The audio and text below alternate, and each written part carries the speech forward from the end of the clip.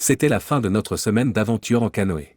Demain, il ne restait plus que 3 miles avant d'atteindre le terrain de camping public, où la sœur de ma fiancée nous ramènerait à la réalité, les factures, les emplois, le chaos de la ville et tout le reste. Le retour ne m'enthousiasmait pas. Pas plus que l'idée de me débarrasser de mes vêtements décontractés. Tout au long de ma vie, ma garde-robe s'était limitée à un maillot de bain, des sandales et parfois un t-shirt. Aura reflétait cette simplicité, un bikini, des sandales, peut-être un t-shirt, et son omniprésente chaîne en argent pour le ventre, quel que soit le cadre. Une fois le dîner terminé, la tente installée contre les arbres, le canoë bien calé sur le sable et nos provisions à l'abri des ours dans un sac suspendu, je suis retourné au bord de la rivière où Aura était assise. Elle regardait les flammes, vêtue d'un bikini vert foncé surmonté d'un t-shirt Lara Croft délavé qu'elle affectionne particulièrement, la chaîne ventrale cachée complétant son ensemble.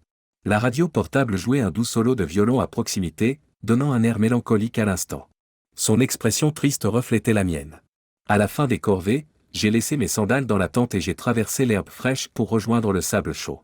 Je me sentais à l'aise entre mes orteils, sachant que c'était la dernière fois jusqu'à l'été prochain. Aura et moi avions prévu de revivre ce voyage, mais sur une autre partie de la rivière, pour notre lune de miel.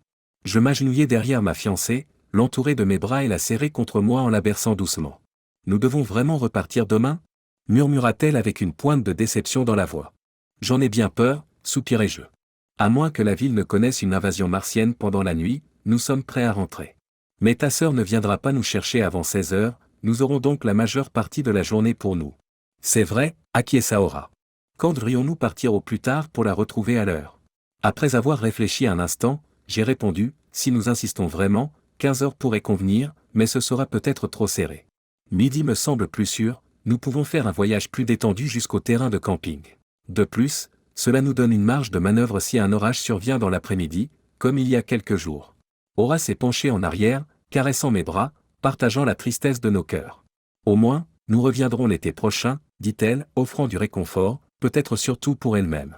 Absolument, murmurai-je en la serrant doucement dans mes bras.